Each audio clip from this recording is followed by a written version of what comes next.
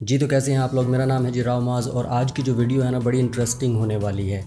सबसे पहले मैं आपसे एक सवाल पूछूंगा कि क्या आपने टॉम हैंक्स की मूवी द टर्मिनल देखी है, और अगर आपने अभी तक नहीं देखी तो मुझे यकीन है कि इस वीडियो के बाद में आप वो मूवी ज़रूर देखना चाहोगे। और सोने पे सुहागा ये है कि मैं आपको बताऊंगा एक्चुअली कि कैसे आप बिना किसी नेटफ्लिक्स या ऐसी किसी वेबसाइट पे जाए वो मूवी बिल्कुल फ्री में देख सकते हैं। तो चलते हैं आज के इंटरेस्टिंग टॉपिक की तरफ। ये एक कहानी है एक बंदे की जिसका नाम था मेहरान करीमी नासिरी, या जैसा कि वो अपने आप को कहलवाते थे सर अल्फ्रेड मेहरान। तो शुरू करते हैं ये कहानी सर अल्फ्रेड मेहरान की। हम उन्हें सर अल्फ्रेड मेहरान ही कहेंगे क्योंकि यही वो कहलवाना पसंद करते थे। 1945 में ये पैदा हुए। ईरान के ये बाशिंदे थे, लेकिन अपने आप को ईरानी बाशिंदा कहलवाना पसंद नहीं करते थे। अल्फ्रेड मेहरान का बाप एक डॉक्टर था जो कि एंग्लो पर्शियन ऑयल कंपनी के लिए काम करता था ईरान में, लेकिन उसकी वफ़ात के बाद जो चेंज ऑफ इवेंट हुआ मेहरान करीमी या अल्फ्रेड मेहरान की लाइफ में, उसने उसको एक ऐसी जगह पे पहुंचा दिया जहां पे बहुत थोड़े लोग पहुंचते हैं।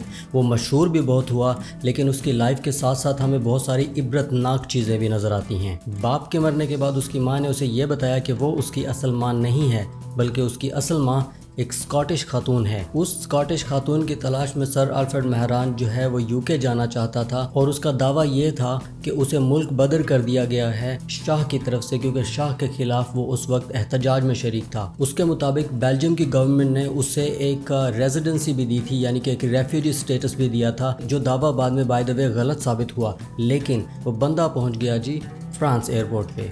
उसके इस हवाले से बहुत सारे दावे एक्चुअली आपको मिलते हैं। आप जितने भी आर्टिकल्स उसके बारे में पढ़ो तो आपको पता चलता है कि ये सारे के सारे दावे उसके अपने हैं, लेकिन कुछ दावे उनको कह सकते हैं कि ये या तो ये सही हो सकता है या दूसरा दावा सही हो सकता है। सारे के सारे उसके दावे ठीक नहीं हो सकते। लेकिन क्या हुआ कि 1988 में उसने यूके जाने की एक बार फिर ठानी और वो फ्रांस से यूके के लिए चल निकला, लेकिन लंदन से उसे वापस भेज दिया गया क्योंकि उसके जो कागजात थे वो नामुकम्मल थे। वो वापस आ गया फ्रांस एयरपोर्ट पे। अब 1988 से लेके 2006 तक पेरिस के चार्ल्स डी गॉल एयरपोर्ट पे इस बंदे ने अपनी ज़िंदगी के कीमती 18 साल गुजार दिए। जी हाँ, आप बिल्कुल ठीक सुन रहे हैं। इस बंदे ने अपनी ज़िंदगी के कीमती, अपनी जवानी के 18 साल एक एयरपोर्ट टर्मिनल पे गुजार दिए।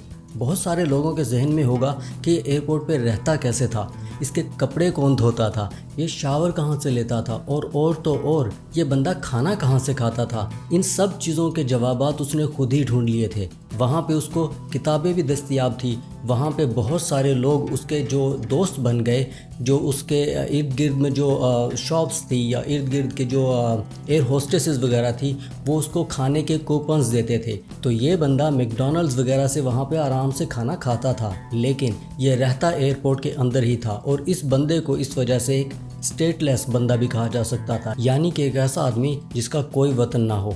दुनिया में ऐसे बहुत सारे लोग हुए हैं। कहा जाता है कि हर 750वां बंदा एक स्टेटलेस बंदा है।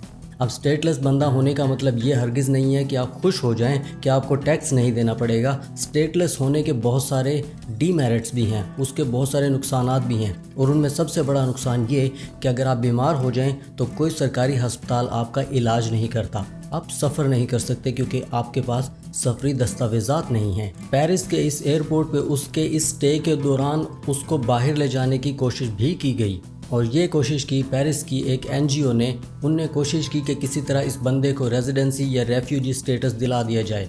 और एक बड़ी मज़ेदार कहानी ये हुई कि जब उसकी दरख्वास्त उस तक पहुंची कि आप इस पे साइन कर दीजिए, ये आपकी दरख्वास्त है, तो उसने इनकार पता किस वजह से किया कि मेरा जो यहाँ पे नेशनैलिटी लिखी हुई है वो ब्रिटिश नहीं लिखी हुई, क्योंकि वो चाहता था कि उसकी नेशनैलिटी ब्रिटिश लिखी जाए उसकी माँ की वजह से।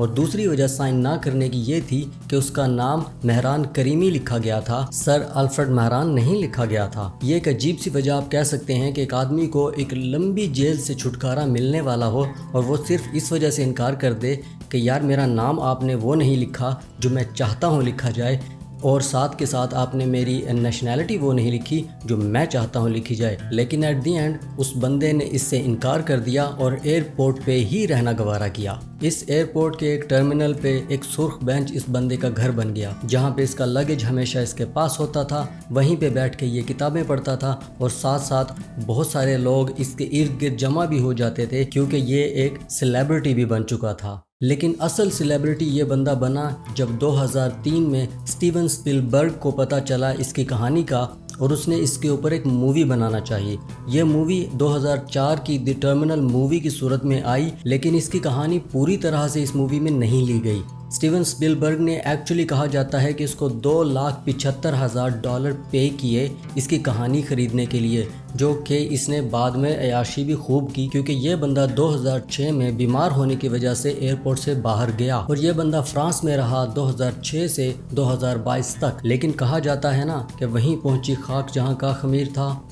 तो ये बंदा अपनी ज़िंदगी के आखिरी अय्याम एयरपोर्ट पे ही गुजारना चाहता था शायद, क्योंकि सितंबर 2022 में ये आदमी कहते हैं वापस एयरपोर्ट पे आ गया इतने साल बाहर गुजारने के बाद, और ऐसी हालत में कि जब आपके पास असल में जवाज़ भी हो बाहर रहने का, आपके पास पैसे भी हो बाहर रहने के लिए, और तो और आपके पास रेजिडेंसी और लीगल एक स्टेटस भी हो एक मुल्क का, लेकिन उसके बावजूद आप वापस एयरपोर्ट पे आते हैं, तो जाहिर है या तो आपकी मोहब्बत है उस एयरपोर्ट के साथ, या फिर आपके दिन पूरे हुआ चाहते हैं और आपकी मौत आपको उस जगह पे बुला रही है जहां से आपको इस दुनिया से कूच करना है। 12 नवंबर 2022 को ये बंदा इसी एयरपोर्ट से, जहां पे उसने अपनी ज़िंदगी के 18 साल गुजारे, परवाज़ कर गया। और इस बार इस बंदे को किसी पासपोर्ट, किसी नेशनैलिटी या किसी लीगल स्टेटस की ज़रूरत भी नहीं पड़ी। इस बंदे की कहानी एक अछूती सी कहानी लगती है कि ऐसा कौन होगा जो ये सब काम करता है, ऐसा कौन होगा जो अपना घर, अपना मुल्क छोड़ के सिर्फ एक एयरपोर्ट पे एक ट्रांजिट एरिया में इसलिए रहता है क्योंकि उसके पास एक लीगल स्टेटस नहीं है या बाहर की दुनिया उसे कबूल नहीं करती। लेकिन हकीकत ये है कि ऐसे बहुत सारे लोग हो गुजरे हैं। अगर आप इंटरनेट पे तलाश करें तो ऐसे बहुत सारे लोग आपको मिल जाते हैं जो कई साल से